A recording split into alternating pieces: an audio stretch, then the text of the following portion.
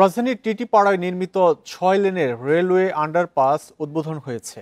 জনসাধারণের জন্য খুলে দেওয়ার পর শুরু হয়েছে যান চলাচল। এই আন্ডারপাস চালুর ফলে দীর্ঘদিনের ভোগান্তির অবসান হলো।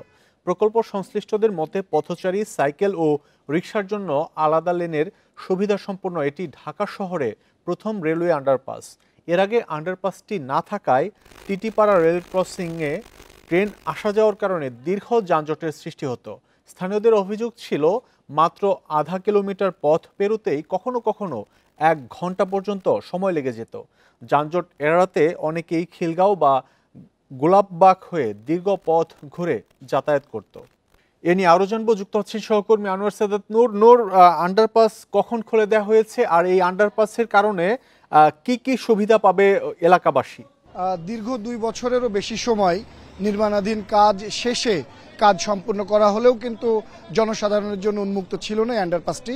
কিছুক্ষণ আগে প্রধান উপদেষ্টার বিশেষ সহকারীর উপস্থিতিতে এবং যে পদ্মা সেতু প্রকল্প, রেলওয়ে প্রকল্প, সেই প্রকল্পের আওতায় এই যে আন্ডারপাসটি, টিটিপাড়া আন্ডারপাসটি নির্মাণ করা হয়েছে, সেটা তার প্রকল্প পরিচালক এবং প্রকল্প ম্যানেজার উপস্থিত ছিলেন। তাদের উপস্থিতিতে কিছুক্ষণ আগেই উদ্বোধন করা হয়েছে আন্ডারপাসটির আনুষ্ঠানিকভাবে।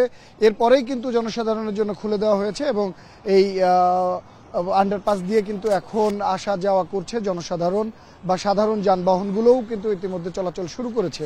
এই আন্ডারপাসটিতে 6টি লেন রাখা হয়েছে। 6টি লেনের মধ্যে 4টি যানবাহনের জন্য এবং 2টি মোটর যান ব্যতীত, মানে প্যাডেল চালিত রিক্সা, ভ্যান, বাইসাইকেলের জন্য উন্মুক্ত রাখা হয়েছে এবং 2 পাশ দিয়ে রাখা হয়েছে ফুটপাত। যে ফুটপাতের কারণে, মানে ফুটপাত ধরে পথচারীরা হাঁটা চলা করতে পারবে, আসা যাওয়া করতে পারবে, সেই সুযোগও রাখা হয়েছে।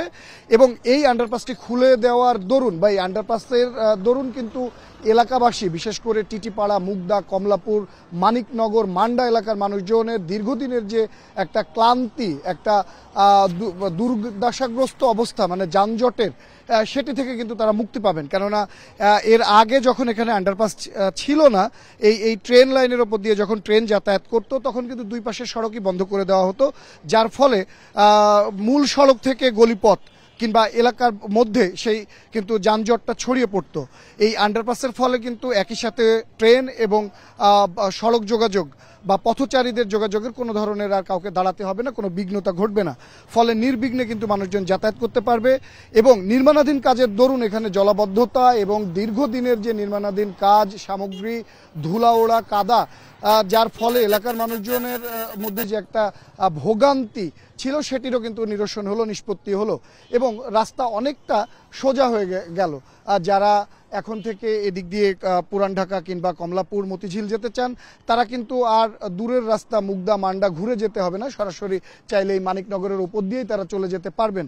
এতে করে রাজধানীর দক্ষিণ অংশের এই জনবসতি বা এইখানকার বাসিন্দাদের কিন্তু একটা চলাচলের জন্য ব্যাপক সুবিধা হয়ে গেল বলে কিন্তু স্থানীয় বাসিন্দারা মনে করছেন এবং প্রকল্প পরিচালক জানাচ্ছেন যে এটি পদ্মা সেতুর আদলে বা পদ্মা সেতুর প্রকল্পের আওতায় করা হয়েছে, কিন্তু এটি এলাকাবাসীর সুবিধার্থেই করা হয়েছে এবং আন্তর্জাতিক মানের যে পরিকল্পনা, সেটি নিয়ে আন্ডারপাসটি তৈরি করা হয়েছে।